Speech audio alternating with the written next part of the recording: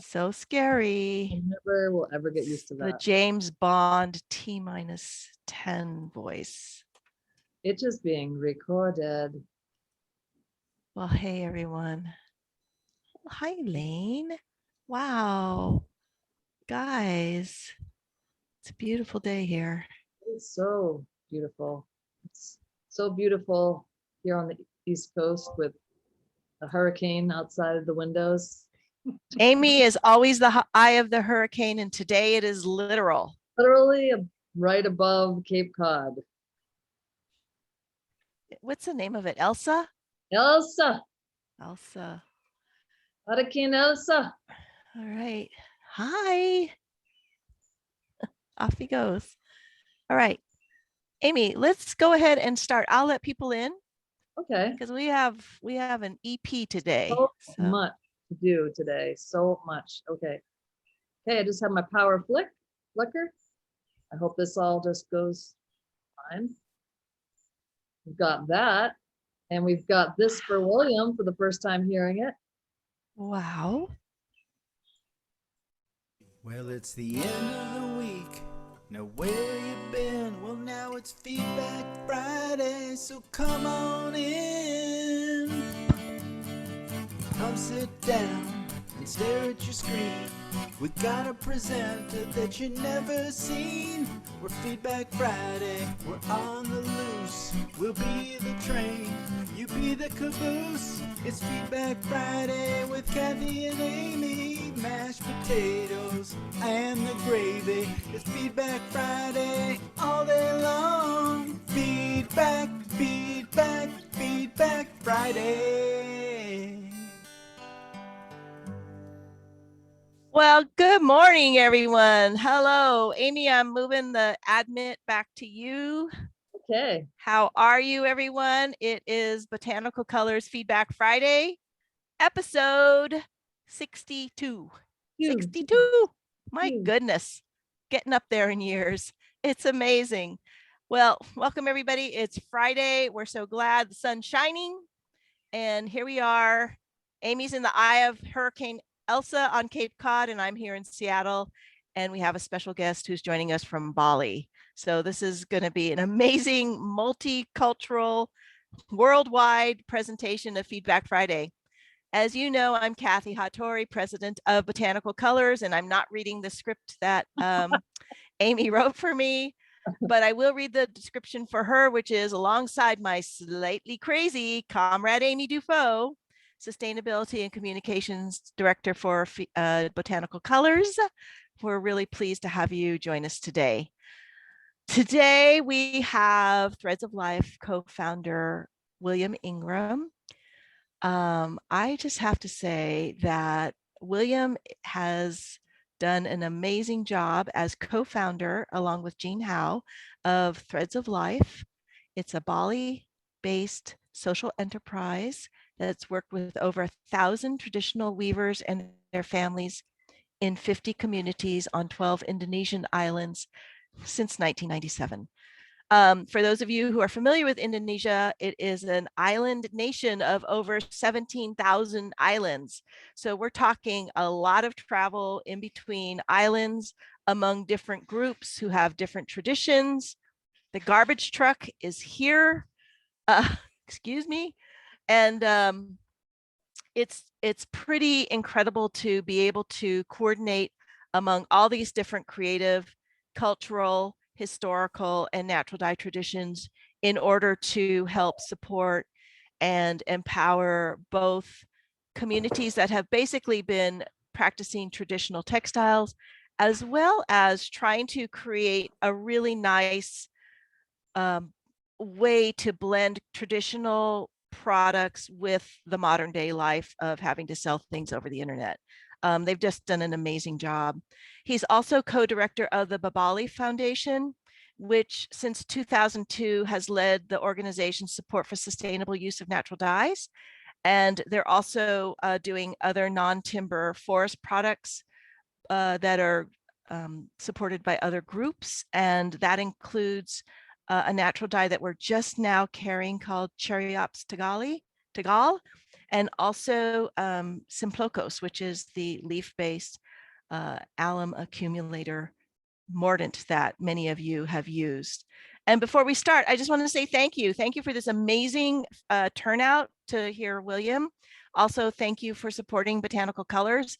It has been a crazy, crazy couple of years, and you guys have stuck through us through every single episode. We really super appreciate that. Thank you.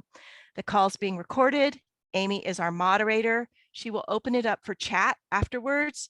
And just remember that today we have an extended EP of Feedback Friday, as William and Jean will be hosting an online trunk show for us afterwards with these amazing textiles, including all the stuff that is behind William right now.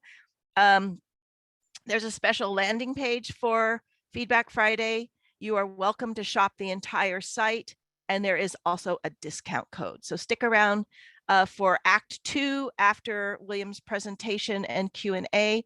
We're going to just immediately seg into the trunk show, so don't miss that. And that's it. I'm going to turn it over to William. William, welcome. So glad to have you join us. Just everybody know it's midnight in Bali. He is up. It looks like daylight, but those are just camera lights. So thank you, William. Join us, and we can't wait to hear what you have to say. Well, thank you. And thank you for this opportunity, and I see so many people here. We're getting close to 200 people. This is going to be the biggest presentation I've ever done. So more people in a virtual room than you can ever get in a real room. So really exciting to have everyone here and to be here. Seeing you all wakes me up again. So thank you.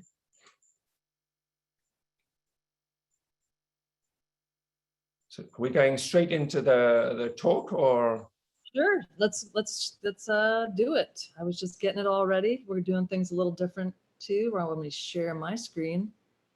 Yeah, because of the time difference, we actually Yeah. have a pre-recorded presentation, but it's absolutely beautiful. And the internet too. So after the presentation, this video presentation that William has put together, we will do a Q&A. So let's see, let's get this all optimized and ready for you. Yes. Okay. We now work with over 1,000 women in more than 50 communities across 12 Indonesian islands. And we sell these women's natural dyed traditional textiles through our gallery here in Bali and through our website. We're able to work with so many weavers because we make ourselves students of their culture. We don't make them have to understand the global market. We study each community's textiles, and we learn what is a great textile by the values of their tradition. We then reflect this understanding back in our quality control work, rather than imposing a foreign aesthetic. And so the weavers always understand how we value their work, and we also get great cultural information that we can share with our customers. In the beginning, our interest in natural dyes was both aesthetic and economic. We liked what the natural dyes looked like, and we could mark up natural dye textiles enough to make a viable business. But when we entered a village asking to see natural dyed textiles and were seen to be paying more for natural dyed textiles, weavers would show us anything. It was certainly a case of buyer beware.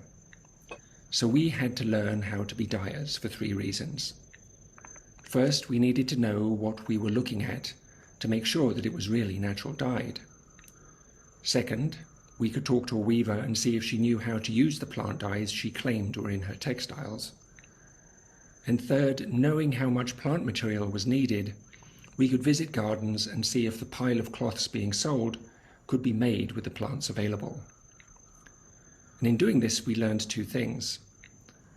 With the government pushing the use of synthetic dyes, there were big problems with the transmission of natural dye knowledge between generations. And with the change from subsistence farming to commodity farming that we were seeing, a diverse landscape was being reduced to a few commercial species. Strangely, they all begin with C: coffee, chocolate, cashews, candlenut, cloves. Initially, we were documenting recipes in the field and testing them with controlled variations in the studio. and over the years, this studio has grown from a research space into a production studio. Indonesian traditional dyes are three main colors: black or blue, red, and brown. Blue is from Indigofera tinctoria that grows wild, seasonally with the monsoon, and is harvested between March and May. A weaver will have one larger pot for making paste from fresh leaves, and this is used to replenish up to a dozen smaller dye pots. She'll stir up the dye pot and dye in the paste to get a deep blue. Reducing agents are secret, and recipes are handed down from mother to daughter. Dyers will not share their reductor recipes with us, but what we do know is that various woods and barks are used. Where rituals remain, they are around the indigo dye house.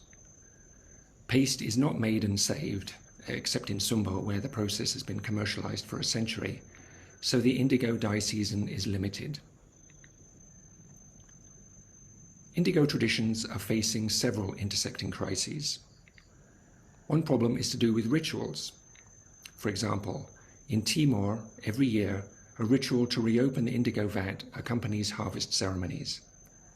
If a year is missed, as happened for many weavers this year, the vat needs reinitiating with a much bigger ceremony.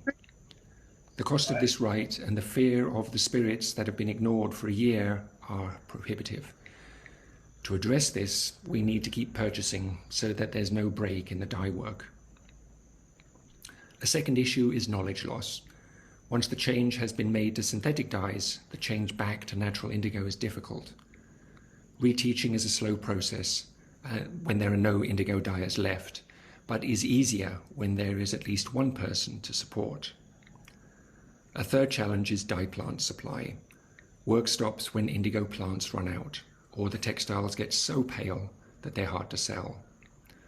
So in Timor, we're teaching farmers to make paste and teaching weavers how to use the paste.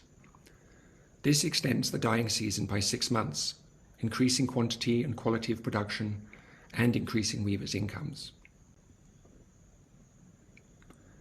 In 2000, we were given 4 cuttings of Strobilanthus cusia from Singapore Botanical Gardens. All Strobilanthus plants in Indonesia are cuttings from these cuttings.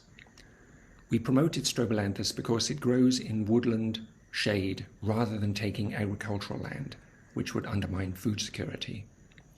And also because these Strobilanthus are infertile and so cannot become invasive. Now as much as 100 hectares are being grown by farmers we have facilitated, mostly in Java. In Flores, we're working with farmers to produce a paste that can be distributed across the Eastern Islands.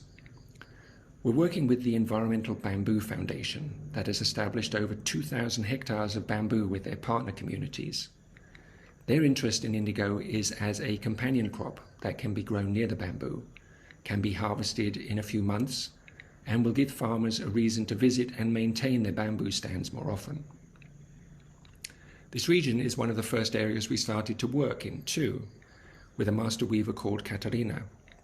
She was the lone keeper of the indigo tradition, but her habit of dyeing in the paste and then beating her yarns after drying to remove the lime made the work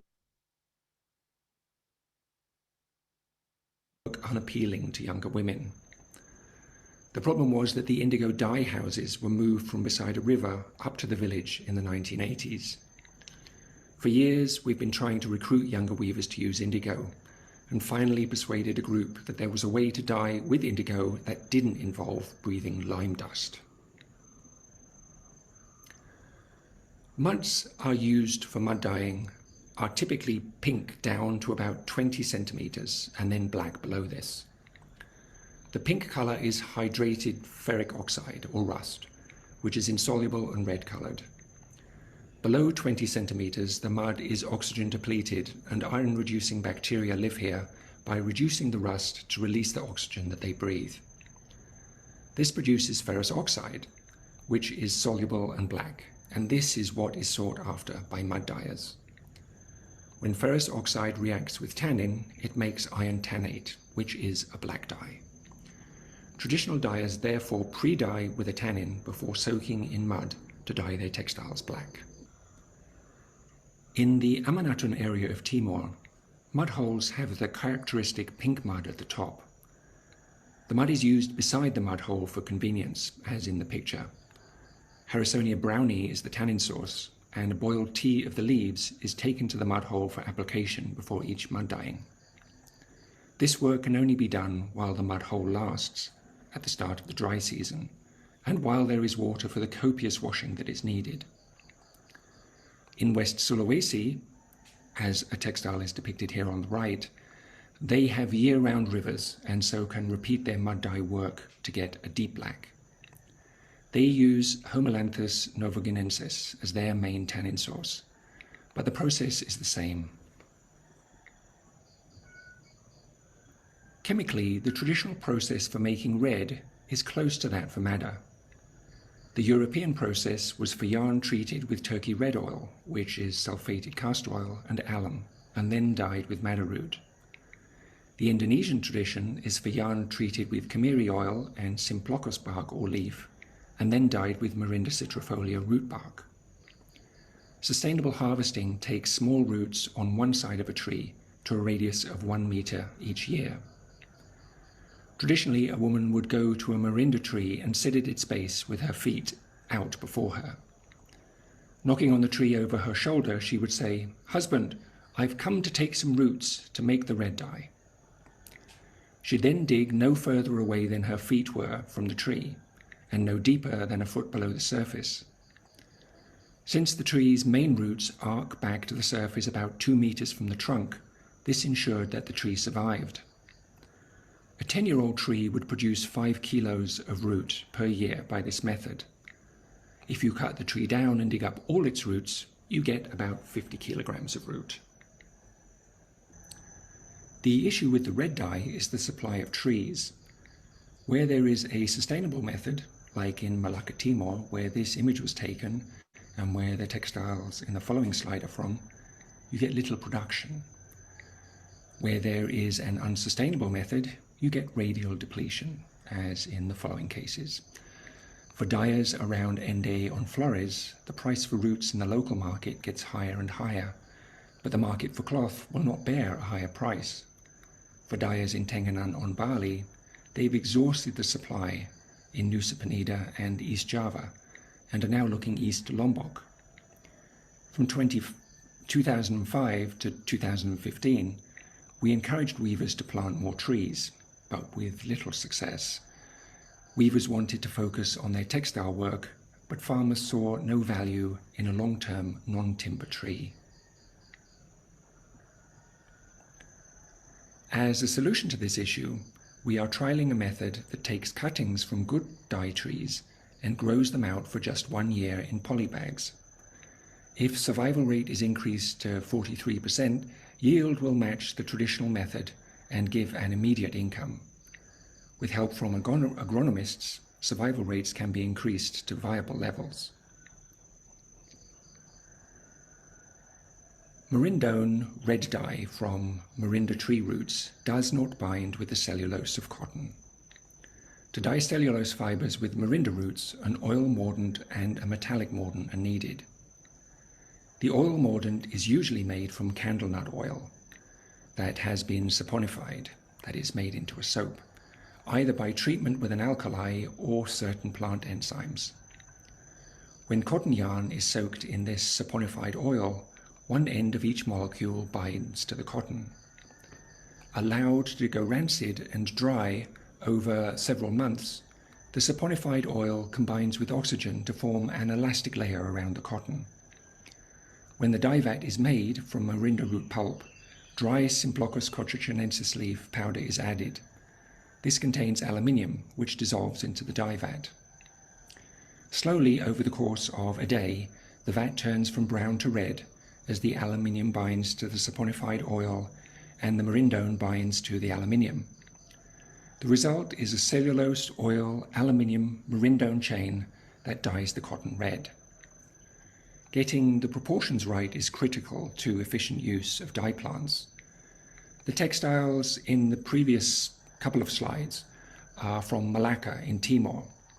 Weavers have always gotten these great colors, but as their access to Simplocus dwindled, they used less and less in their recipe and had to dye more and more times. By rebuilding their Simplocus supply and showing them proper ratios, they got the same color with many fewer dyeings and much less morinda root use. In 2005 and 2006, we organized week-long archipelago weavers festivals for over 100 weavers from across our network. A principal aim of the festivals was the sharing of dye knowledge. We knew everyone regarded their recipes as secret and also knew most had recipe problems. So we gathered everyone in a huge tent and had them all demonstrating their own work on a particular color each day. Each woman was intensely curious about what the others were doing, but realized that nobody would share with them if they didn't share back. Slowly, conversation started. And by the week's end, major sharing was happening. The key was to use our knowledge to set up the right situations and pose the right questions, rather than to tell people where they were going wrong. One of the main issues discussed during facilitated morning sessions was the loba supply used in the red process. And we were asked to find out where the tree was growing, what it was, and how they could get seeds or cuttings to grow. Tradition was for dyers to use loba bark, except in the ND region of Flores where they used only fallen leaf. Though it had lower aluminium content than the leaves, the bark was easier to trade. Dyers would taste it at the market to test if it was what they hoped it was. But bark stripping killed the trees, and this further threatened supplies. By 2000, traditional trade networks were failing, as remaining forests were rightly protected by the Forestry Department. Our research determined that loba was Simplocus cotrichinensis. In eastern Indonesia, Simplocus trees favor habitats in old forest above 600 meters elevation. Such woodlands have been significantly reduced in size since the 1970s by conversion mostly to production systems. What we did is we made wanted posters for farmers across the network. We got many sightings, and some of them were indeed Simplocus. We used posters because most of the farmers who would best know the plants were basically illiterate, but they would know what flowers look like, they know what fruit are, and they know what a bark slash would be, what happens to the sap when you cut a tree. From these sightings and from following up on them, we found that the largest easily accessible Simplocus stands were along the central mountain ridge of Flores. We worked with the Forestry Department and 2 villages to set up women's collector groups. These groups pick foreign leaves between August and October each year. The Flores collectors sell us about 1,000 kilograms a year of dry Simplocus leaves. Weavers can collect about 1 kilogram of leaf per day by walking through the forest, and we buy this at 30,000 rupiah a kilogram, which is about $2 per kilogram and $2 per day. The price was set to match the income per day from coffee farming, which is the lowest daily income they already work for. But they don't make this every day.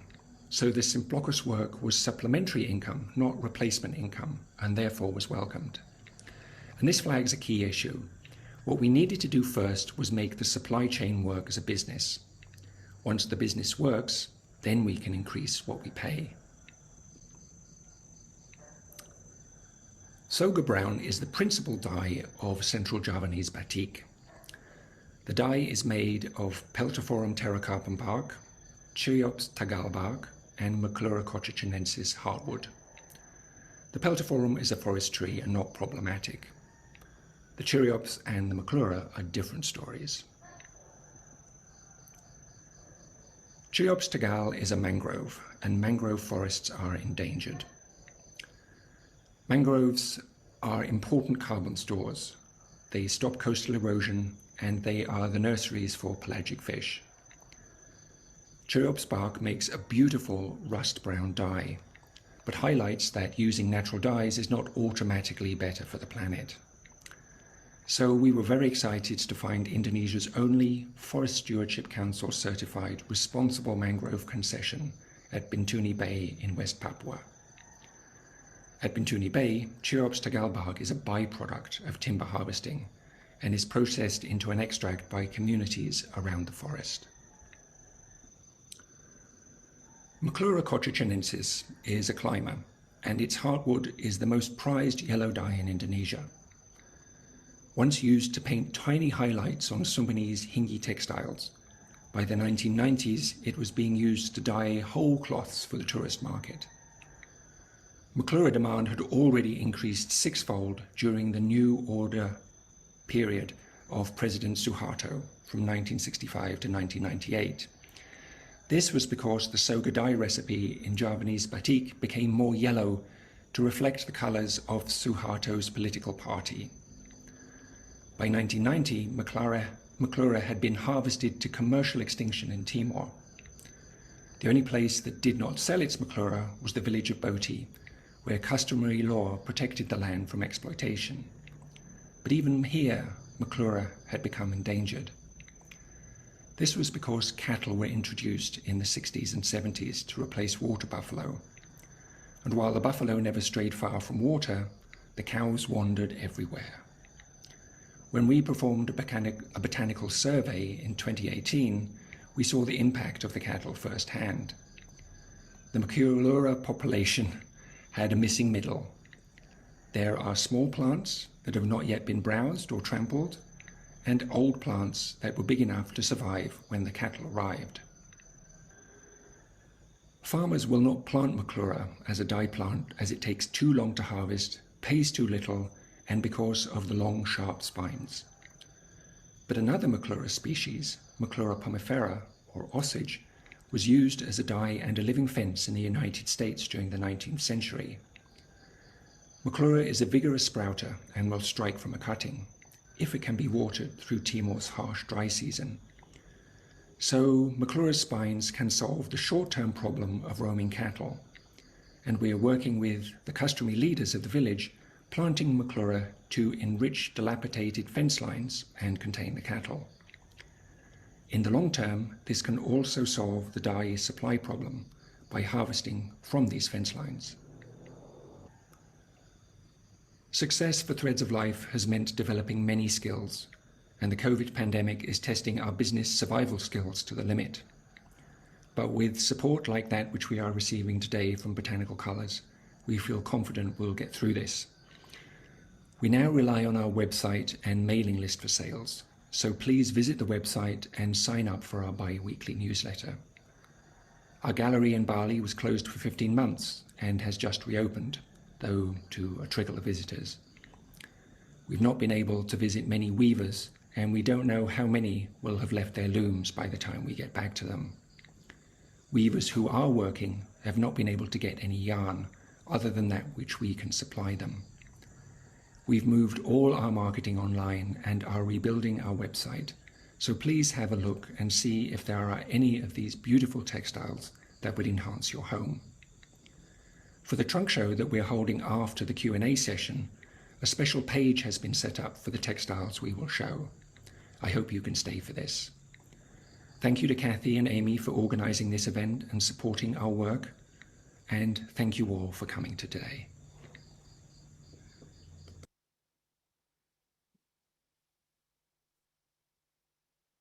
William, that was so wonderful. Thank you very much.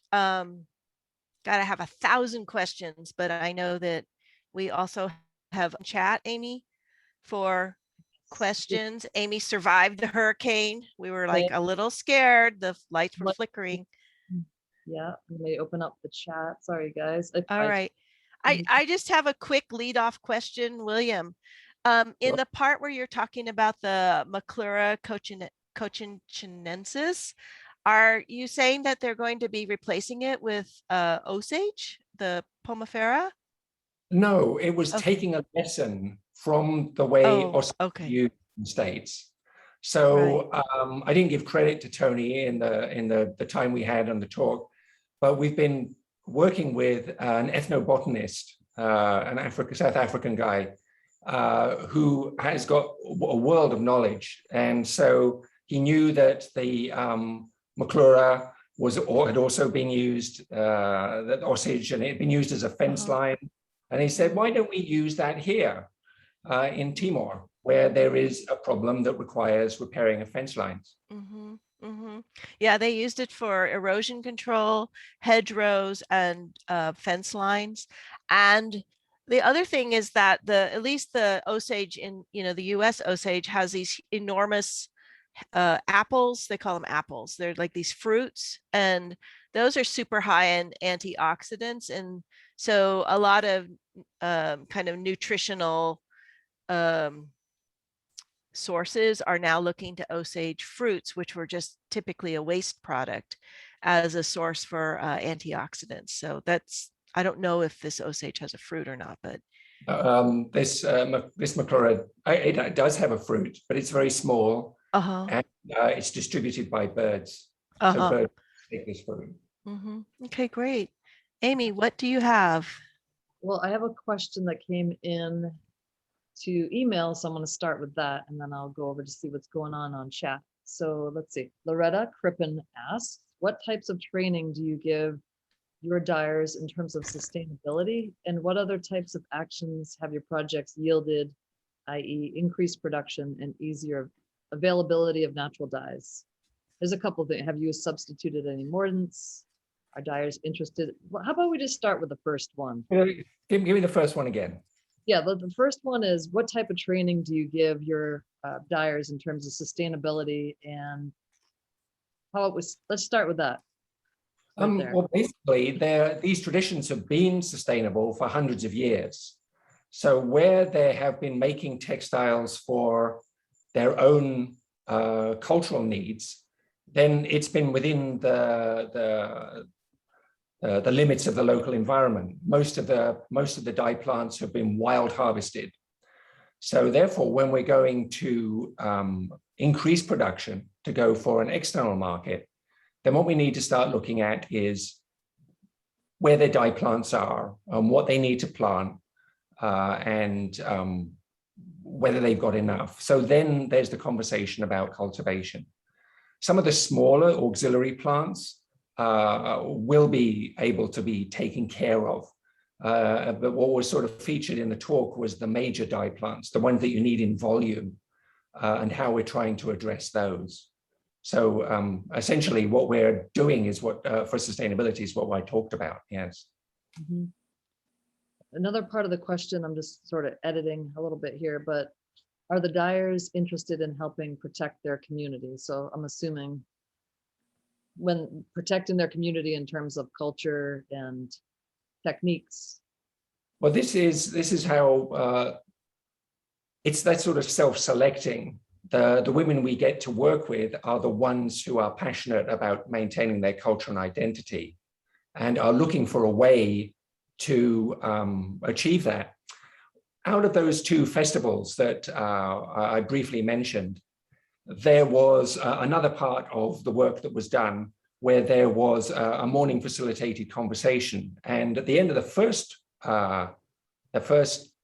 week, the first festival, they came up with a plenary statement that was in the form of a question. They said, we're told by the media, by government, by NGOs, and sort of by the whole market that our traditions are backward and primitive and we need to let go of them in order to participate in the global marketplace.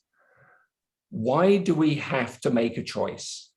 How do we maintain our cultural identity and make a living while doing so? And so that has basically been the focus question of everything we've been doing since 2005, 2006. It's a moving target, how to answer that. But these are the women who we work with who are already passionate about this. Let's see, I am interested in Soga Brown and more info on the process. Can you recommend any references or info? Jean, can you think of is there a good book on that?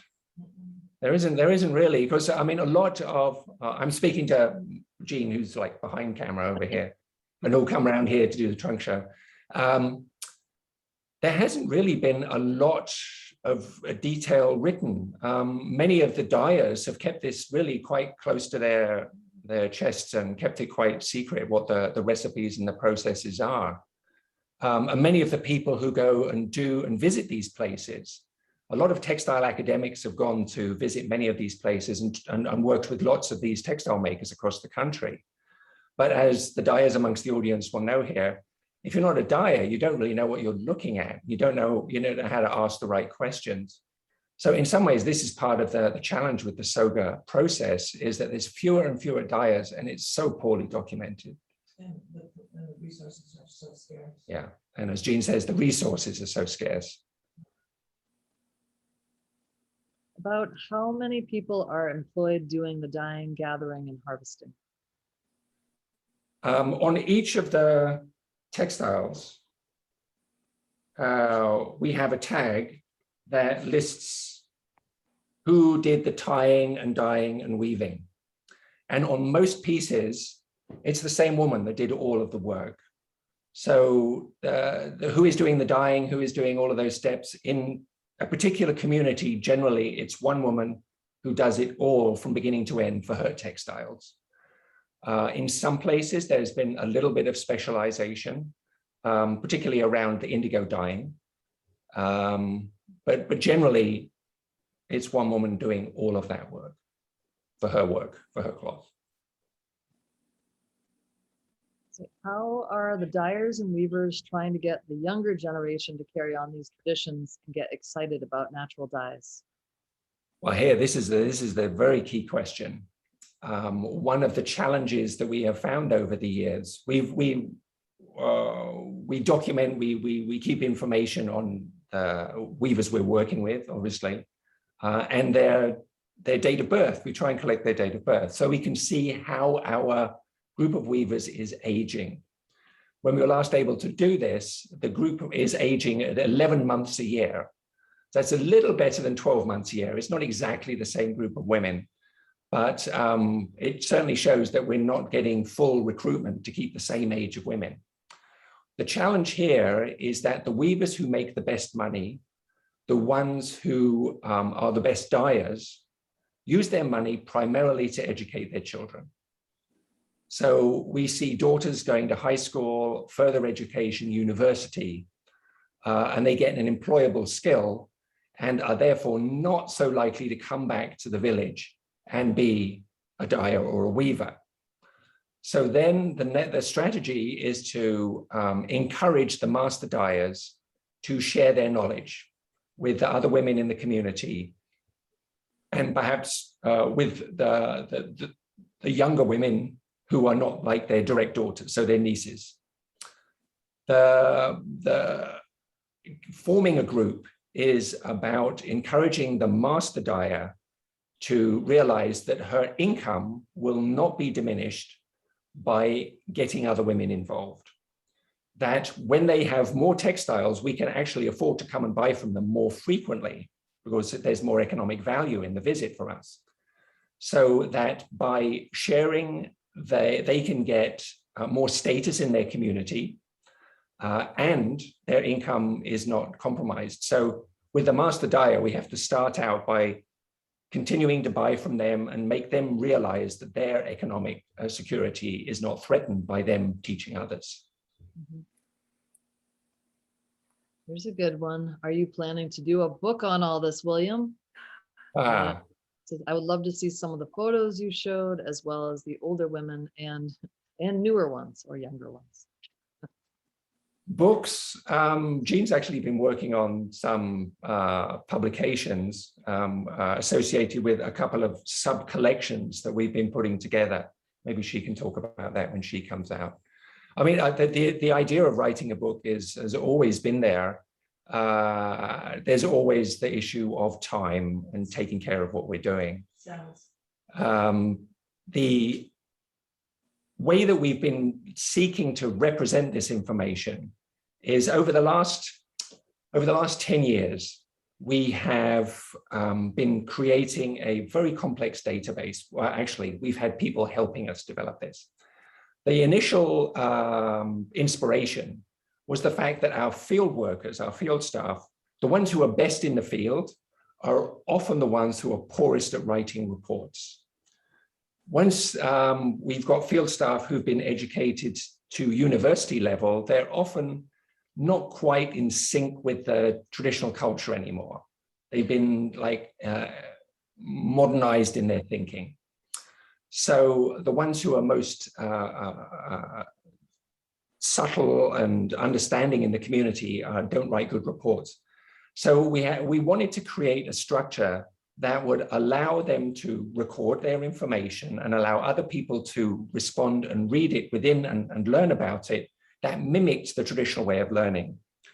And the traditional way of learning is nonlinear. It's embodied learning. It's learning by doing. It's jumping across many different things. It's having lots of different contradictory information about the same thing, different stories, different myths, different ways of seeing something. So we had to develop this structure where basically every text field is a blog post. It records what this person heard from this weaver at this time in this place about this subject, so that we can record lots of different things.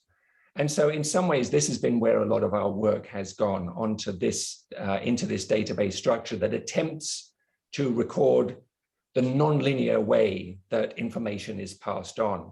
And it becomes a challenge to try and think about, from that frame of reference, how to create the linear structure of a book, which in some ways is a knowledge form that is not the way information is passed on in a traditional society.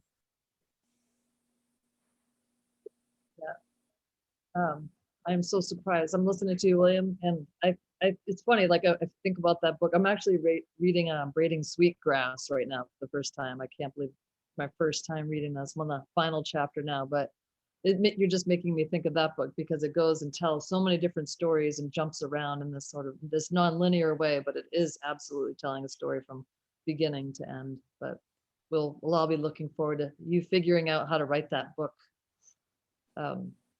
As Okay. Kay mentioned, I see it down there. I did write a book, but it's not about textiles. It's about the Balinese family that we initially lived with when we moved here to Bali. Yeah, I think I put a link to RSVP. But let's see, where are the yarns from? Is there an indigenous cotton source? There is an indigenous cotton source. For years, I was really confused. We were really confused about when you look at a really old textile and the hand spinning is so fine, and you look at new hand spun pieces and the work is much coarser. And it's like, well, what happens to the spinning skills? Why aren't these women able to spin the way that their grandmothers did? I was at a conference in India, and an Indian academic, I wish I could remember her name, poured out this textile and asked people what it was. And everyone chose everything except cotton. She says, it's cotton. What happened in India is what I think happened in Indonesia. That with the Industrial Revolution that happened here, basically in these Eastern islands, when during the war, when the Japanese were having people grow cotton for making military uniforms, they wanted a coarse cotton that could be used in industrial machines. And so the local cottons that had been varietalized over generations to be able to make really fine hand-spun cotton were destroyed by cross-fertilization. So while there is local cotton, it doesn't make textiles the way it used to. So cotton is mostly grown in China. It's imported and spun in Indonesia and then sold domestically. And so our challenge at the moment is finding sources, because the COVID impact on trade here means that there's not the cotton is not being imported, and that because there hasn't been a market for traditional weavers, they haven't been buying, and because they are not buying, the spinners aren't making it anymore. So we are really struggling to find cotton yarn to ship out to these communities. we're having to buy it in one city, ship it to another to get twisted, ship it to another to get turned from a cone into skeins, and then from there sending it out to the villages. So it's quite a complex solution at the moment. And then, of course, it adds to that the complex pricing when you have to add on that carbon footprint that you've created too, and the kind of the shipping and the, I can only imagine. So you're talking about cotton, but what are some other fibers that you're using right now? I know you have silk. I'm imagining wool. too. Not really wool here, but there's an interesting wool story. In one of the areas where I mentioned in Central Java, the growing of strobilanthes at a higher altitude, our co-founder, Pung, Balinese man, going up there to meet farmers for the strobilanthes, he found that they have sheep up there. And these are merino sheep. And what they do is, in order that these sheep don't die of heat exhaustion, they use scissors to cut off the wool and they throw it away. Of course, they're growing the sheep for the meat trade. And it's like, oh my God, how can we get training for these people in how to shear properly and train them in how to spin this? And then there can be a whole secondary business in them in hand spinning wool, and we can dye it and we can sell it. So that was all sort of in progress up until, but it's again another thing that all fell apart with COVID. So yes, there's not much wool here. Other the silk, there's some silk production in Indonesia, but it's not a really nice silk that we all want to dye with. So again, that's from overseas. There is some rami that is done, but that's really not done on a commercial scale. And other than that, there's a lot of basketry. So there's basket fibers that are used, but it's not quite textiles. And side note, everybody throws, so many people in the US throw their wool away too, because there's no place to process it. There's not enough places, scouring mills. Yeah. I was on a call this morning with 2 people who are trying to start a scouring mill, but might as well just use scissors and cut the wool off the back of the sheep, because there's, yeah, lots of challenges with that infrastructure that needs to be built for sure. Okay, are there stories or mythologies attached to these patterns? You mentioned that many of them are regional to specific groups. Yes, there's a huge amount of mythology and stories, and lots of different stories associated even with the same pattern. One of what we have learned is that there's 2 levels of pattern to look at. One is the structure of the cloth, the fields, the registers of motif. So there's a whole set of values and stories and meanings that are associated with the way the cloth is visually structured. And then there is another layer focused on the motifs within that structure and what motifs can go in what places. Then there is the associations. It's like the same idea gets used in the textiles, gets used in the architecture, gets used in the way the village is laid out. And so you get this sort of fractal idea, the same idea expressed at different scales and different parts of the culture. One of the challenges of going in and asking questions about the motifs is that when people figure out that a good story for a motif increases the value of the cloth, then you get stories made up. So you've got to become a good researcher and make sure you hear the same idea expressed by different people at different times before you can sort of say that this is, you can be confident that this is a real story and not one someone just made up to make a good sale. So William, do you have on those tags that you were showing us before, Oh, yeah. do you have the stories on there as well as what the symbols mean? We do. That are proven real stories? Yes, in as much as you can get on a little tag. But the main motif, we'll express that there, what that's about. Is it on the website too? Do you have kind of a description about? Yeah. The same information will be there. Okay. Yeah. Let's see. Are you involving the schools in teaching this craft as part of their curriculum? No, ultimately that would be really interesting to do. But we're a small organization.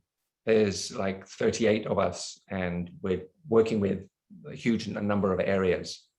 So in some ways, like the carrying on of the tradition, we're trying to encourage or support the communities in maintaining their own traditions. So, knowing how much we can do and where to put our effort. Will you be leading more trips to other islands to visit weavers and dyers? We have done that in the past. I'm not foreseeing that at the moment. Our first priority after we can start to travel again to the islands will be to reestablish the weaving network that we've been using. We expect that will take a couple of 3 years to really get everyone back going and producing again. So our first priority, once we get further through this, will have to be to support the weavers to be making more textiles. So unfortunately, we're not going to have the bandwidth to go out and do that anytime soon. Oh, well, look at this, Susan Ruddy. We must, in all caps, we must support your work. The easiest, most selfishly delightful way is to buy your beautiful textiles. We can and should donate to your Bebali Foundation. But what else can we do to assure that your wonderful and important work survives this pandemic year and thrives into the future? Well, that's really down to growing sales. So what we have been focusing on over the last few months is, as I mentioned at the end of the video, and as we've managed to do just over the last couple of days, is relaunch our website. So a new version of the website to make buying easier, expanding our mailing list, get people on our mailing list, encourage your friends to join our mailing list. What we found over the last year is that 70% of our sales are from people on our mailing list, people who we can engage in what we're doing, who we can educate what we're doing, who we can get interested in what we're doing to the point that they want to buy something. So getting people on the mailing list is part of that, the beginning of that process of engagement. So the two things we would ask people to do is, yes, come and look at what we've got and see if there's something you'd like to buy, and encourage other people to engage in what we're doing by doing that and getting onto our mailing list. Thank you. And there's like a little infomercial there. I'm William Ingram, and I'd like to. So I just put the link to the Botanical Colors Threads of Life trunk show in the chat, and the code to use for 10% off at checkout. And Barbara's asking, can you send the link to the mailing list? I don't know if I can. Is it just on your site? Just it's probably gonna. I'll search for it and I'll get it in chat. Or if anybody just go to the website. It's the letter symbol at the top of the page. I see it. Or you scroll to the bottom and there's the fields to, you can just fill it in at the bottom in the footer of the website on the front page. Yep. Great. The front is the easiest one. Excellent. Also, I'm just going to do a couple, if we're done with Q&A, Amy? Yeah. All right. So I'm just going to do a couple of announcements, and then we're going to turn it over to William and Jean to trunk show us. I'm so excited. Just a little hint, you guys, you can shop the entire site. You don't just shop the Botanical Colors trunk show page. There's links to all sorts of other goodies. So have at it the minute I'm done and Jean and William take over. I really works across the whole site. Yes.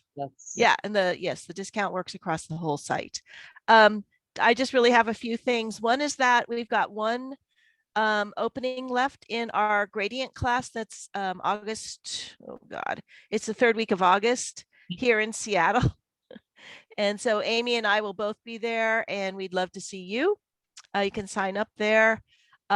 We are closing the registration for Abu Bakar Fofana's mineral mud class today. So if you have an interest, please join us. Abu Bakar has also been in Bali working with William and Jean on some traditional indigo vats and some cross-cultural exchange. So that's kind of exciting. And let's see. Oh, we also still have openings for his tunic construction class. So that's a 6-day class, but we're going to be working with the traditional Fini-Mugu and learning the stitching and how to fit a tunic to your own shape and size. And so that's going to be exciting. We'd love to have you join us there. And we just have 2 items that are, well, I think we have more, but we have 2 items that are on sale. One is the oak gall nuts, the whole ones, what I call the marbles. They're beautiful little chock full of tannin, little whole raw dye stuffs, and also the living blue, which is the West Bengal Bangladeshi indigo that's grown by a cooperative, is on sale. And for those of you who've been interested in the cherryops, we just got our shipment from William. I hope I don't drop this on my keyboard. Don't do it. I Kathy. typically drop it on my keyboard, but this is what it looks like. It's this beautiful, it looks like espresso coffee is what it looks like. It's amazing. So we can't wait to try it. And we'll have that on the site within a week or so. All right, I'm going to turn it back over to William and Jean. You guys go for it. You can talk about the textiles, and have fun shopping, everyone. Well, I'm going to introduce Jean now. So Jean is going to take over to do the trunk show. Over to you, Jean. Yeah, lovely to be here and lovely to have this support. Thank you. I'm going to just go. I heard a lot of questions about the producers and the weavers and kinds of trainings. Pretty much everything that you see here are one of a kind. So a weaver will, when she's making a textile, she's coming from that place of, I have the responsibility to take the motifs that my mother and my grandmother have made, and it's time to have them come down again. It comes in forms of dreams. It comes as a woman would say, it's inspiration. And if you look at something like this textile behind me from Sulawesi, this is a very large, amazing wall hanging, but it would have not been worn, but rather hung in a traditional house. And the colors on this are the Morinda red and an indigo blue, and then overdyes. But the motif is an incredible motif, and it would vary. We've recorded in this particular ethnic group probably about only 10 motifs that are repeated, and there's dominant motifs, and then there's kind of secondary motifs. And as William said, they stay within that framework of how they're contained in the structure. So you'll sort of see like these borders on either side. And borders are real important in just about every textile. You'll see this bordering effect that takes place to where it's holding the energy of the central motif. It talks about the importance of boundaries, of respecting space.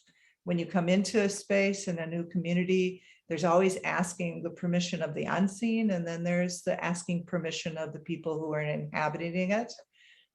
It's the whole thing of bounding not only between the space here, the large motif that is here. It's a reference to binding, keeping your animals separate.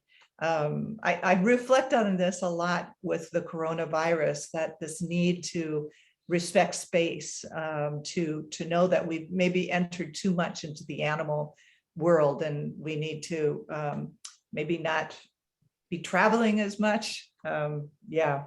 Anyways, the Sekomandi that's behind me, that's the Ulu Karua motif. And you talked a little bit about what are some of the stories of the motif. That's a story of the 8 elders.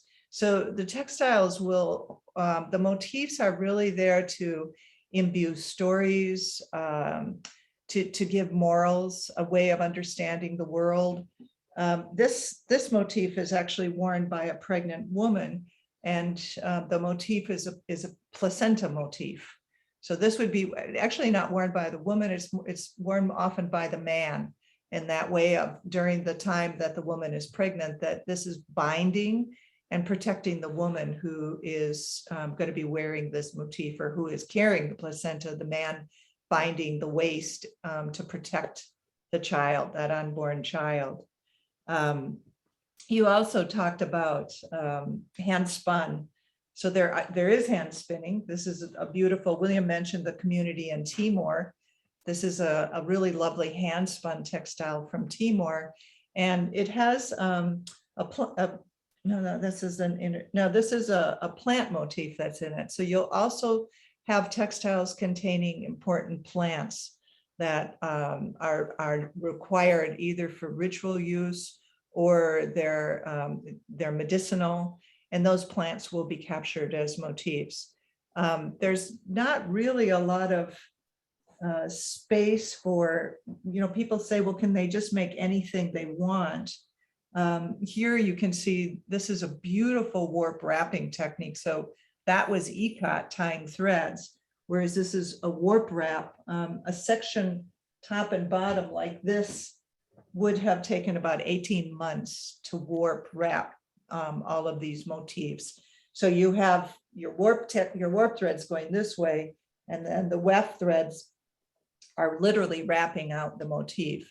Note too that in all of these textiles that are made by these women, they're not pre-drawn. So somebody didn't go on the threads and then pre-draw these motifs.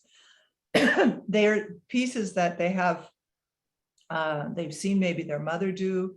They belong to their clan, they belong to them. So to begin to turn, they may reference an old textile and look at it, but they're not pre-drawing or creating something new and then drawing it. There is a space to do that, but in these particular ones, not. This is a fish motif, and in this community, it would be that the fish is a totem. So the fish may be put into a textile. There'll be little additional food to feed the fish. You'll see that with crocodiles. If you're putting a motif of a crocodile, there'll be food that would feed the crocodile. So in no way the harm, the crocodile's need for food doesn't come at you. This also would, in Timor, this would also indicate that their particular totem is a fish. So when you talk about sustainability, I think what's important too is that for many communities, animals, plants, springs, rock, earth are considered siblings or totem. They're respected. So there's inherent in these designs is an incredible respect for the nature that's around them. I think it's only been since we come in and want to increase huge production. That's the real challenge. When you're increasing production, then you're going to start to stress environments unless they're prepared to slowly build up to it. And that's kind of been our job. A textile like this, and I sort of want to get to this blue. So this beautiful black blue on this is a woman's sarong. The other piece I held was also a woman's sarong. A woman would be able to, or a community could actually look at this and know exactly what the lineage of the woman is who's wearing this, that by the motif, certainly by the motif, and also by the arrangement of the line. So back to structure again. You'll notice that this is indigo, but overdyed with, many times overdyed also with red. So I'm sorry, that's not true. This is only pure indigo. The red is only in this place, but this is indigo. So getting to this deep indigo is what all of these communities are really looking for to do. going more to not blue, but a real deep black, black blue in their colors. This is indigo is earth, womb, dark, the dark space of the ancestor. That's why the indigo process is considered to be so ritually potent. And the woman who is often doing the indigo process, she will keep herself separate from other people. Men may not come into the space.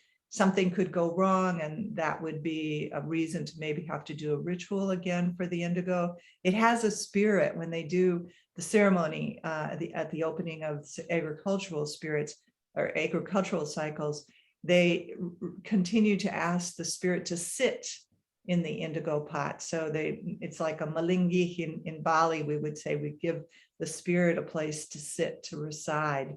And then that also means that, you know, when you come to use it, then there's a token of food that's placed there, and it might be betel nut that would be placed under the indigo pot. So indigo, I would say, in these communities, probably the most valued and the most fragile. So that's our biggest concern right now, is if women are not dying using their indigo pots and they don't renew their indigo pots in this year, they will stop, and it's just too fraught to start over again. So it's one place that we've been trying to, as much as possible, to buy from communities who are using indigo, and particularly if there's a particular master dyer that is doing the indigo, that we're making sure she's got work to do that. The mud dyeing is wonderfully beautiful, and it's something that women who don't have the indigo remaining, because indigo is right after they're taking it right after the rainy season. But once the rainy season is there, you've still got the mud holes. So doing these this kind of a textile with the mud is a perfect activity that can take you beyond the first part of the season and into another season for the mud dyeing. This is Timor mud dyed, whereas here we go. This is the complement to the textile behind me. This is a mud dyed black and white, but you can see the pattern is very similar to the patterning that's behind me from Sulawesi. If you were to wash this, the whites would stay just as white. They're doing intense mud dyeing repetitively, and after each time they do the mud dyeing, they're washing it in a stream, fast flowing stream, at least 5 times till it's coming out clear. This is done up in the high mountains in Sulawesi. Again, the patterns are all, there's nothing that is random about this. There is a very clear meaning, even right up to these lovely little stripes on the cloth, which are grubs from a palm. And the grubs are actually edible. There's lots of story in Papua and other places about these grubs that are edible and having an ancestor quality, because they just seem to appear. It's the rotting that's there, and then the grubs come in and they provide food. So they're seen as like gifts or an aspect of ancestor that is always there to take care of us. I'll do another one. This is beautiful indigo dyed, but it's reversed out. So this is from Sumba. And there you have the cockatoos that are on this, both in you see their little crowns here. Yeah, and the feet. Yeah. So cockatoos, and then this is reversed out. If you can think about indigo dyeing for ikat, all of the white section was tied and then indigo dyed. So we usually see small white section like this, but can you imagine then tying off all of these white threads and only leaving these blue sections exposed to the indigo? This is quite a masterful piece of ikat tying, to be able to get these spaces in the cloth. Really phenomenal. It's a half of a cloth that would be a male hingi. I'm noticing, just to jump in here for a moment, a technical thing. I notice people are buying, thank you very much, but there's different ways to pay when you get inside. And the one with, I'm noticing that 2 people have experienced a decline on trying to use their credit card directly into our credit card system rather than using the PayPal. This can be because the Indonesian credit card system is very sensitive. If your credit card had a query at some point or somewhere, that can be flagged and it can therefore be declined. So I apologize for that. That's just one of the problems of banking in Indonesia. If you get a decline on trying to put your credit card details in, then maybe choose to use your credit card through the PayPal option. And that will give you, you'll still get to pay in exactly the same way. And there is another option. You can always screenshot and just send me a direct email, and then we can do it direct with you. So because of the difficulties of being in Indonesia and security and whatnot, I often deal with payments or with people directly. So I'm always happy to talk about the textiles. I'm obviously very passionate about them. I wanted to just go to what William had been talking to about multiple dyeing with this Marinda. This is an utterly gorgeous hand-spun textile from Malacca in Timor. It is one of 4 cloths, one of four patternings of structure. So this has a center field of stripes and then a little bit of band of ikat. There's another one that would have full ikat and then striping more here. And then there's a third one that combines another design of stripes and ikat. This particular one is a beautiful piece to hang horizontally on a wall. It's quite straight and it's prepared already to just start to hang on your wall. It's got a little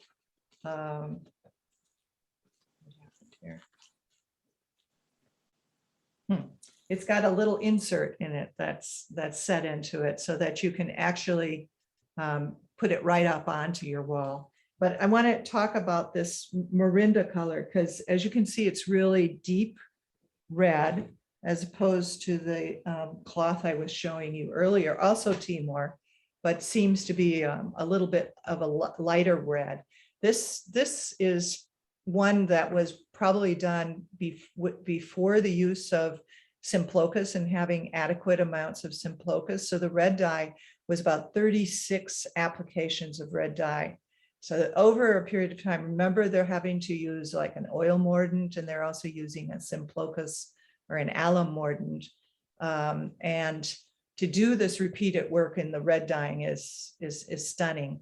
We've gotten it to where they're able to do it now with the same red dye amount, but this is about 12 times as opposed to 36, and they're quite happy with it. This shows up a lot deeper because they're using a deep blue weft thread. So it really shows the depth of the red. Whereas this one is, so sometimes you think, oh, that's a beautiful red, but you have to look at your weft and see what's being woven with. This is woven with a red weft. So the red really pops more, whereas this goes into a deeper kind of a blue. The motif is, this is a python motif. And again, the story of all of this is on the tag when you get the textile. So we make sure that every piece has, as William was showing you, has a little definition, a card. It has the name of the weaver, the place where it is, and the story of what the cloth is. It feels important to really connect. Oh, and you get a picture of the person who's woven it. So it feels really important to connect the person, to connect the location, to connect the stories and pass on the stories, and the importance of what the stories mean to a community, And even that's done with the pillows that we're doing. So sometimes we've taken textiles that are not going to work necessarily as a wall hanging. And if we pass those up when we're buying from communities, then it's disappointing. And it's a great way to particularly work with younger people who don't quite have, maybe it's a little has a little bend in it. So if we can make another product from it, we do. This is one that's made, a pillow that's made, and we try to cut it to the size of the textile. So this was cut from a woman's sarong, rather wide one. And it's a weft, supplementary weft. This is Sumba. And we backed it with the same color that I'm wearing, your cherry ups, this lovely rust color. And when we send you the pillows, we have these wonderful little zips that I can't even find, but there really is a zip in here. And it has a,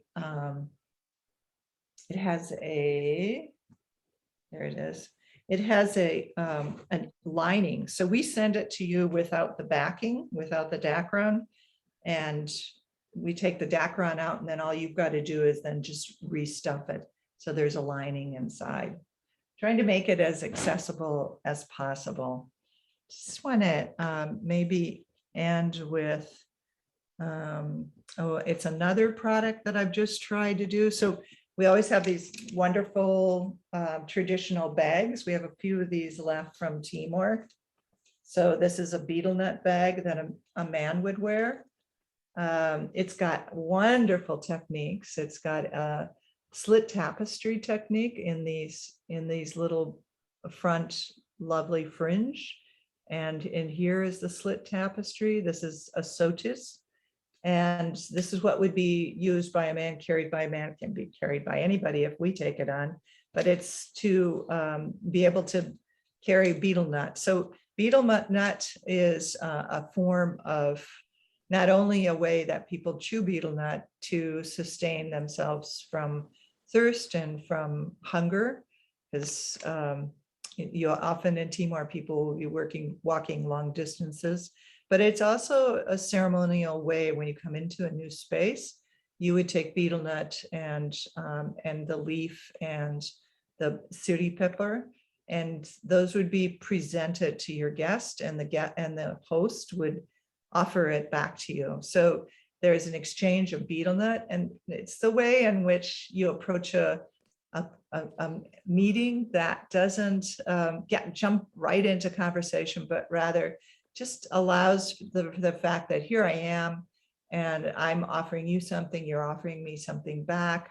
There's mutual exchange, and intention is for mutual good of why I'm here. They talk about chewing of the betel, that your speech may be sweet, that you may be conscious of what you say, that it doesn't cause harm. So the betel nut is something that you see even today when younger women aren't chewing betel nut. They are still using it ritually. It's important to be used ritually. We did our newest thing was, this is try to do whatever we can do with things that we have. But we've made these really stunning leather bags combining a traditional textile. And we took Sulawesi. These were, again, pieces that couldn't be used. And we've made the everyday beach bag, which is a wonderful Sulawesi textile. And it's reversible with a canvas indigo lining. So you can either carry it as an indigo bag, or you can carry it as the beautiful ikat, either way. So we've tried to do things right now, anything that might appeal to people, get their attention with the materials that we have. Jean, can I interrupt you with a few ongoing questions Yeah, that people had? Okay, so the one Morinda piece that you had that had the blue weft, yes. Kay wanted to know, is the blue weft traditional to really accentuate the red and to make it kind of more burgundy? Yes. Ah, so clever. Yeah, every community here you're looking at is identifying themselves by color, by form, by motif, to say who they are. So you can go into different areas and by their red or by their blue, you know what kind of a group they are, where ethnically they come from. By the structure, you'll know more specifically who they are and if they're marriageable or if it's a woman who's an elder woman. So they literally are identity cloths. And remembering ultimately these are the cloths that go with you when you pass. So and because these are designs given to you by your ancestors, they also in the end are what call your ancestor to you and help, and your ancestor helps you through the passage. So to use somebody else's colors, patterns, motifs would not be likely to happen at all in traditional communities. It would be identity theft. Yeah, exactly. And so then there's kind of a follow-on question from Mini, is that the items on the website are sourced directly from the weavers and the communities. Yeah, we don't buy anything secondhand. Everything comes, we know who all these people are. So we have like 20-year-old relationships with most of these people. They're family. Okay, fantastic. Hold on, somebody's asking for the Betsy, the discount code is feedback_Friday, all lowercase. I guess we're shopping now. Yay! Thank you. Yes, I am. I know that betel nut bag. I mean, I already bought something, right? But I might have to go back. Yeah. If someone else hasn't already taken it. I think we have 2 of these left. The time that it takes to make one of these is, remember, women aren't working full time. This is all backstrap loom weaving. They are doing other things, taking care of their family, working in the field. So loom comes out when they have quiet. It's done under the house in shade or in the traditional house where it's cool after the kids have settled down. So it's kind of the time for them to focus, and we never push for that. It's just take your time and do, but make sure that the quality is the best. I think because I'm not a designer, it was sort of a saving grace, because it just kept on going back when they said, what do you want? What do you want? You know, what's next? So a piece like this would take about, this is mostly technique. So this happens to be our own threads that we dyed in Bali at our studio, because they don't have the natural dye techniques except for mud dyeing, and they are doing indigo. But the red is so complex that they haven't yet expressed interest to learn the red. We teach the red, or we go and work with red when there is an interest in it, when they kind of get, I'm buying these red threads. And so if I made my own red threads, there would be a higher price for this bag. So somebody who's just doing weaving technique and weaving it, as opposed to somebody who's doing the entire process, obviously there's different prices that are paid, so that economically it encourages them to think about doing that red. And some communities are like, nah, I'm just going to buy those red threads. I don't want to do that. So it's maybe because the tradition is too gone. It's past. So there's no formula for across the board. It's so individual. It's really individual. That is an amazing piece. Just amazing. Yeah. We did have another question. How do you hang one of the pieces horizontally, from Dorothy? Yeah, the horizontally, we take you could take a pole, bamboo. It's tubular, right? It's tubular, yes. So just slide it in on here. And then set another one on the bottom just to give it weight to fall. Right. And then if you have little eye hooks on the wood on either end, you can just take fishing wire and then hang it that way. Is often what we do. Yeah, that's an amazing piece. Yeah, this is I'm pretty overwhelmed, I have to say. It's just so beautiful. I have a skirt from Flores that I purchased from you at a stateside trunk show up here in Seattle many years ago, and yeah. it's just one of my favorites. Uh, so we still have a little bit of time, but could you also just speak a little bit to the Lou Zeldis batik collection that you have on your site? I don't think you have any pieces, but it's kind of a different craftsperson artist, and there's a good story with it. Thanks. Yeah. So Lou was a good friend and an amazing designer. He traveled a lot. He was a dancer, a performer with Peter Brooks, went and did performances in Africa and around the world with Peter Brooks. And out of it, just so many images came to his mind. He started working with batik artists in Solo, which is in Java, not far from Yogyakarta. That makes people more clear about what area.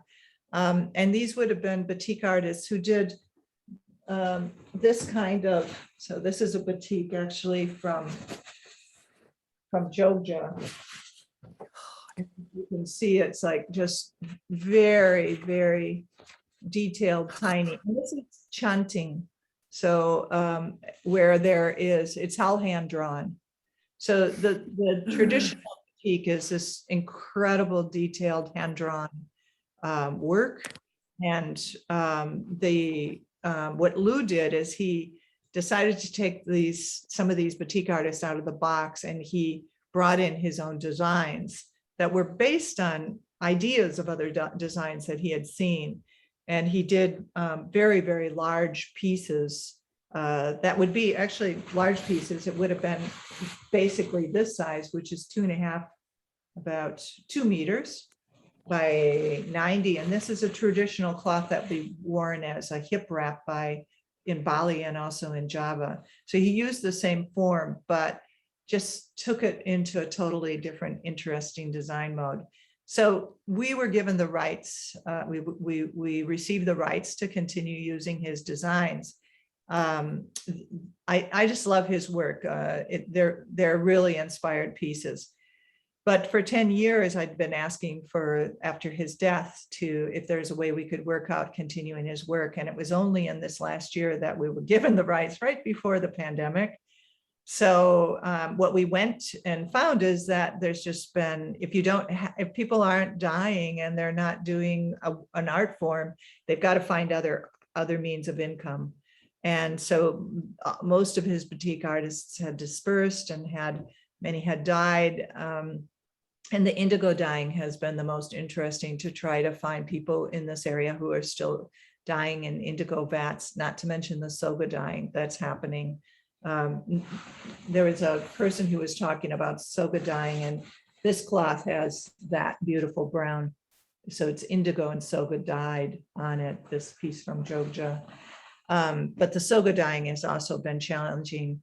There's a lot of sustainability issues in going back and working with these indigo dyers and soga dyers, because the soga is so very unsustainable using that maclura as part of the mix. We have ideas of how we could change that, but the first thing is just get people back on their feet.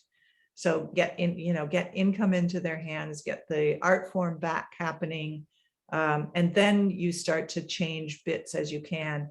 So if we have a bit of time to keep working with the Lou Zeldis artisans, and Pung and I went back just recently, another trip right before another lockdown that happened, and met with them, had found all the rest of the team. And one of them actually, before Lou, when Lou had passed away, he had already started to build an indigo deep vat. And so he's got that there, and he would be perfect to start working with us, that we've got the farmers who have growing the indigo, that he could start making a natural indigo again. So that's really exciting, because Lou's dyers moved to a German synthetic indigo probably 20 years ago. So while he thought it was still indigo, because they call it indigo, it actually was already an extract, a synthetic extract. So we have really high hopes that we could get actual indigo production back in to that small little group. Yeah. I wish I had Great. but go, but it is under batik. It's wild, beautiful design. They're really striking. Yeah. Another question that came, again, back to the deep red piece, the Marinda piece. What was the age range of that weaver? Do you know? She's actually working. I do know. Oh, I do know. Yeah. So this is all done by one woman. We call her Emmy, but she's Emerinas Ciania. But her mother did the ikat work. And so that sometimes will happen where a mother-daughter will work together as they're passing it on. The ikat work was started by her mother and then finished by the daughter. And you can, if you're looking at the ikat, you can see a little bit of variation between the two ends of the ikat that was started by mother and then finished by daughter. It's this particular community has a very good intergenerational with the passing down to younger women. So we see a lot of younger women in this community. And actually with the pandemic, we're seeing a lot of young women because they're no longer working in the cities. They've all had to go back to their homes. It's like an ideal time if we had the cash that you really could get young women back at the loom because they're back at home and they're seeing this as a means of income because there's no other means of income. So we're working hard on that. And the primary, so this was a mother-daughter team. Was the mother quite elderly, or is she not particularly? No, Okay. the daughter is probably in her late 20s now. Mom, yeah, not much. So, age is real relative. It's hard life there. So being 50 or 60, you look more like 80 in the communities. Wow. Mm. Well, I really hope that you're able to go back and make sure that everyone's okay and that they're still able to weave. We're lucky because we have two staff that are field staff. One is in Timor, Willie, and Luis, who is in Kalimantan. So they're at least able to keep going out to the communities. It's been a little fraught because with the continual lockdowns, it's you just can do what you can do. Right. Those places, but it's lovely to have the opportunity to be here tonight and to show you some of these really beautiful pieces there. I just encourage people that if you buy them, then use them, love them. They smell wonderful, as you all know. And if you've got questions about stories, keep communicating with us. Just enjoy them, pass them on to your children, and that's what we'd like these to be, as they are heirlooms in their communities, that they be heirlooms that we pass on, and the traditions and stories as well to our children and grandchildren. So yeah. Excellent. Are there any other questions from the audience? Amy, of course, the hurricane finally hit. She's lost her power. Wow. She's offline, but happy to answer any more questions about the textiles. I hope people have been enjoying the sale. There have been sales, so thank you very much. Thank you. Discount code works through the whole weekend. Oh, great. So you have time to look at it more at your leisure. But we will not be shipping until Monday, so apologies. That's fine. Dorothy, for the sale, there's a URL. It's called, and here, let me put it in the chat. And then there's also a discount code on the sale, which is feedback_Friday. One moment while I do this.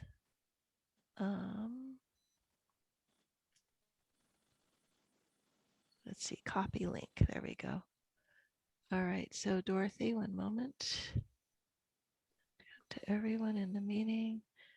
Here it is. That's the trunk show, but you can shop the entire site. And then the discount code is feedback_Friday. Okay. Exciting. Let's see, any other questions? The stories are just so amazing. You guys, we can unmute and say thank you and hello and goodbye. And I'm really hoping that this is super successful for you guys. Thank you. Thank you. Thanks, everyone. Thank you so much. Thank you. Thank you. Thanks. Bye-bye. Thank you. Thank you. Om Swastiastu. Yes. Salam to you guys in Bali from Borneo. Ah, Oh, thank you, Ashley. Ashley. Salam juga, Borneo juga, malam sekali ya. Makasih Bu. Selamat malam. Thank you. So, thank you. Are the- Beautiful. Thank you so much. Thanks, Guy. Melvin, you had asked where to see the video. We're going to have it online by the weekend. So it'll be on Botanical Colors. And I believe Amy sends around an email and sends the link as well. So you'll have access to it. Okay. All right, great. Amy, we lost Amy, so there's no after party today. This was the after party. It was fantastic. What is the regular site to go to, not the Botanical Colors link? It's just threadsoflife.com. Okay. Yeah. And are all the things that are there around you now on your regular site? Yes. They're on all of these are on the Special page. on the special On the page, special- on the page that's Okay. in the chat right now. Okay, thank you. Yeah. Thanks, Betsy. Thank you so much. This was great. Oh, yay. Thanks for spending the, Kathy, again, just thank you so much for what you do. Yeah, thank you for hosting all of And this. just on the, from all the artists, Abu Bakar and all the people that you Yeah. support with this, it's just amazing what you're all doing. We stumbled upon it, I have to tell you. It was really just kind of mental health preservation during an extended lockdown, and it's become this incredible community. And yeah, We're It's all made- sustaining each other. Yeah. exactly. Yeah, I think many- it's that sense of feeling so, in isolation and COVID, but over here feeling just incredibly alone and isolated and frightened. Yeah. And that sense of having this wider community and these kinds of opportunities that are like, they care. That People kind of- are out there. Exactly. and they care. It's just wonderful. I mean, So I think it would be super cool if, and you may have already started doing this, is if you can kind of talk about your reopening and reconnecting journey in either your blog or your newsletters and your emails. I think people will be very interested in that and want to figure out a way to help support you. Because it sounds as if, because of the new variant that's out there that's so contagious, it's probably going to be another month, right? Oh, much Before- longer. Yeah. We're not going to, Indonesia's not containing it as well as Yeah. And It's- are there vaccines available yet? We're all vaccinated and Uh-huh. Bali's up to probably about 50% vaccinated. So Uh-huh. Bali's good. It's Java that has Mm, not moved forward. It's just too big of a Yeah, so place. many It's people so there. fast. I think it certainly has tried to, but the variant is something that just came up too fast and everybody yeah, was it's too so smart. aggressive. Yeah. Yeah. A lot of Yeah. misinformation, like everywhere, is there as Yeah. well.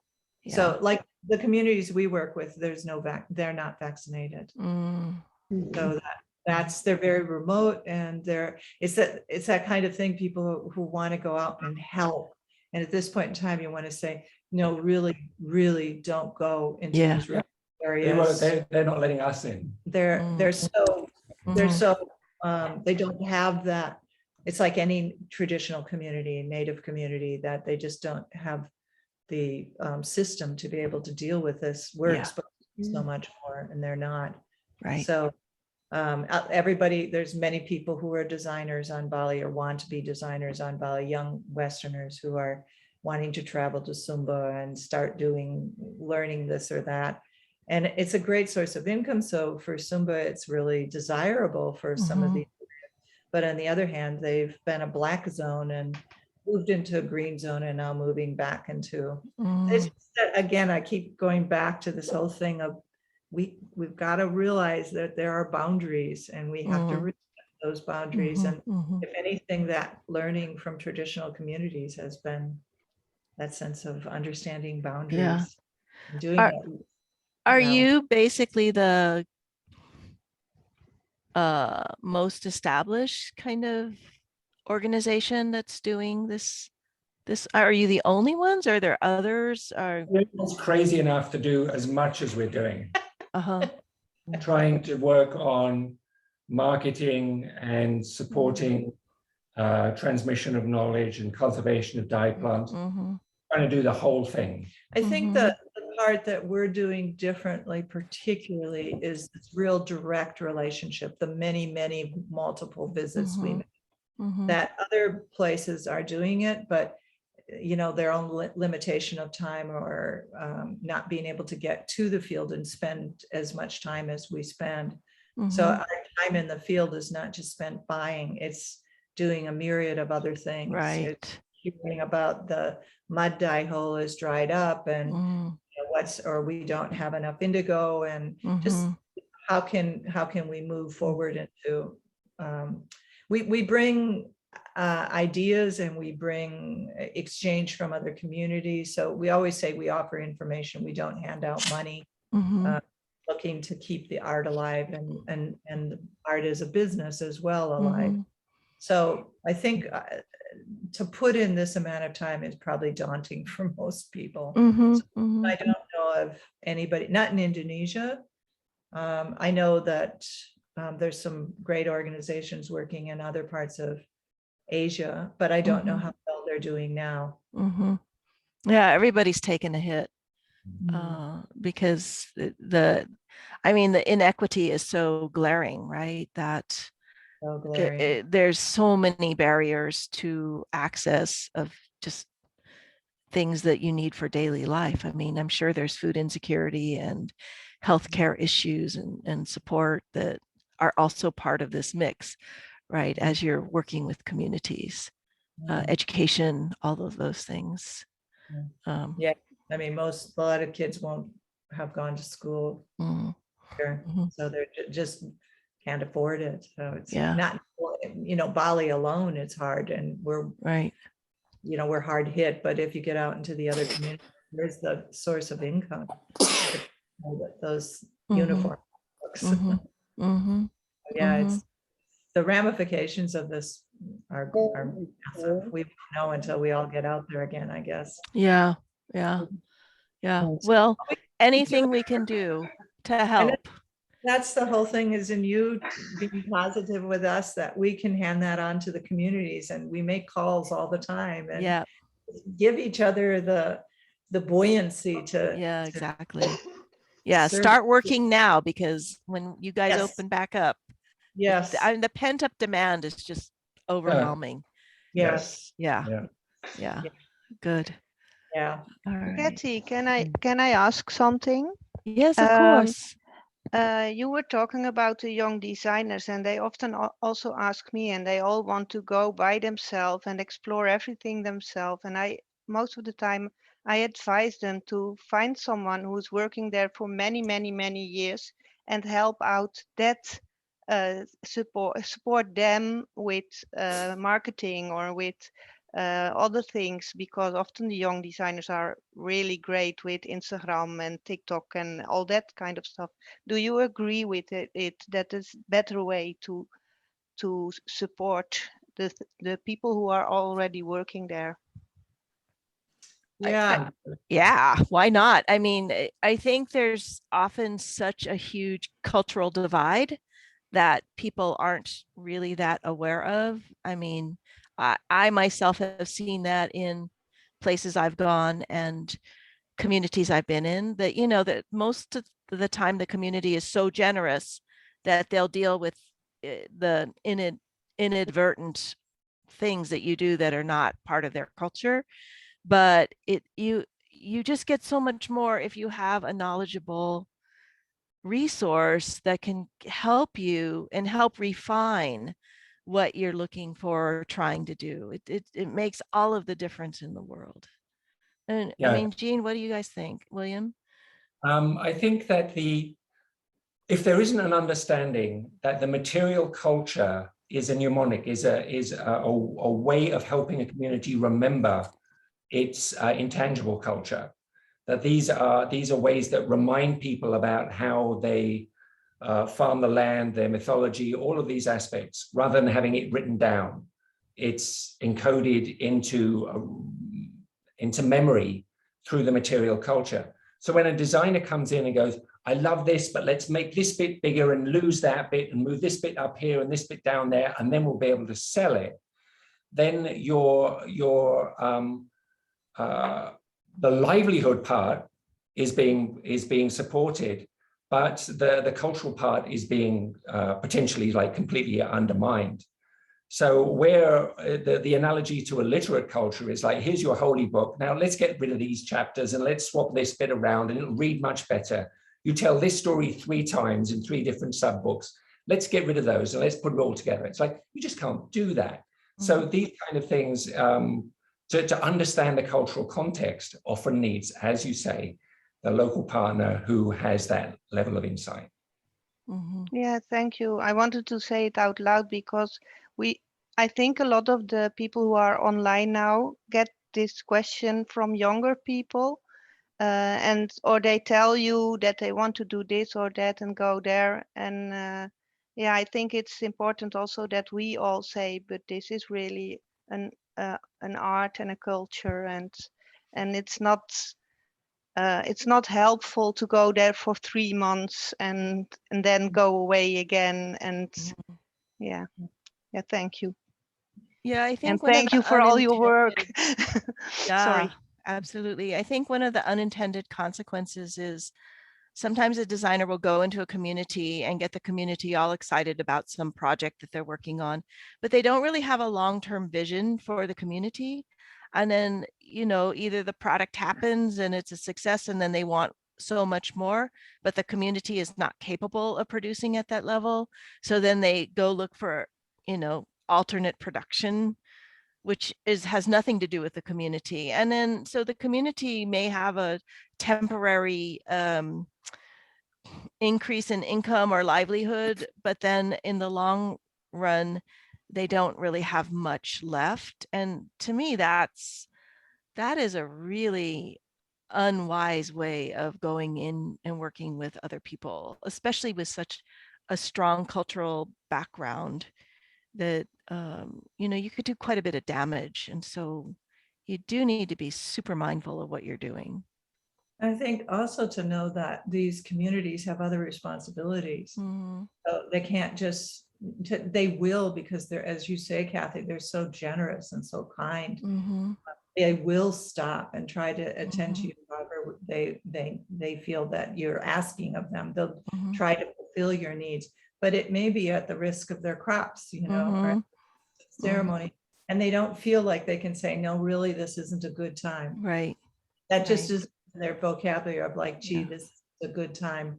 And if you said, is this a good time? They'd say, of course it's a good time. But without doing your homework and knowing that these are communities that also have, they're trying to sustain their life from their agricultural activities or, you know, whatever else. People need to do some research before they decide to just go and land in a place. Yeah, exactly. Okay, any other questions for William and Jean? I just wanted to say one thing. I think it's really wonderful the way you keep their culture alive. You help keep their culture alive, and the way you teach them how to replenish the different plants that help them and they're dying. So you're really helping keep something that going that has a fear of being lost if the young people are not interested in it. It's very scary to me. And I wish there was a way. I mean, it's beautiful in their textiles, but if it can't be written down, how are these young people going to carry it out? And maybe they'll become interested later on, but the knowledge will be gone if somehow it isn't recorded. We've seen this in some places where what we've been able to bridge by being an income stream from the external market, we can support a tradition that was historically, when the community was in isolation, supported by its local economy, that the weavers would get income and status from their relationship within the local subsistence economy. And then you get connected to the outside world, and the young people go away. But then as they become sort of more economically advanced, you get to a point where they're looking back at what their parents left behind and what they want to regain. And so in some ways, in some communities, we've had the experience of where it's being supported through an outside market until the local market comes back, and then we can't afford to buy it anymore. That the local demand and what the local market is willing to pay is more than we can buy. We can't buy it at the local price and resell it on the world market. And so our role has passed and it has come back to being a locally supported thing. So that does happen. And that's one of the roles of the external market, is sort of bridging that period of sort of an emerging, within the local context, I will say this, a local sort of more middle class, where people are looking back to their traditional culture more. There's also just something that happened recently that I was really excited about. We've worked with this older woman in, well, she's my age, she in Samba, and she's just an amazing textile artist. And she has 5 daughters, and the daughters all went off and married. And I think there was one who started to learn the textile art, but basically they went off and they went to university. She through her textile sales, she was able to pay for all 5 girls to go to university. So they became doctors and economists and whatnot. Then they got married, and often, unfortunately, in traditional societies, when you have children, then you let your career go and you then become a mother.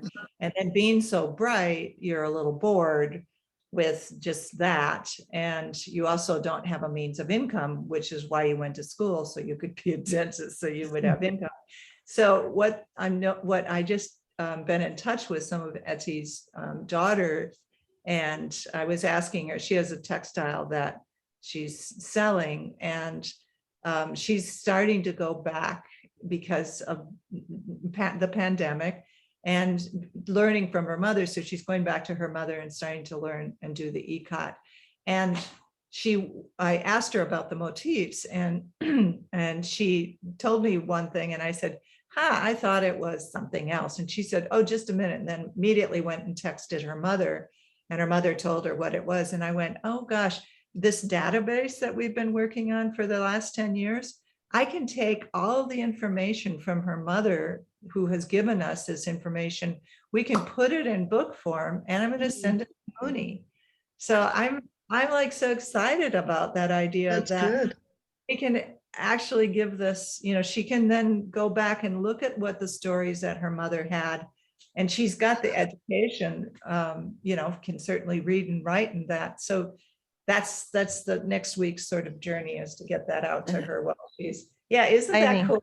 Yeah. Super exciting. That's great. Fabulous. Well, thank you guys again. It was just so beautiful. Thank you. Yeah. And you're so thoughtful about how to do this in a way where the communities can exist, but it's not this, westernized transaction other than towards us, which it should be, right? So that's fantastic. I really appreciate it. All right, everyone. So thank you. Wonderful to have you. The coupon code is good through the entire weekend. Don't be shy.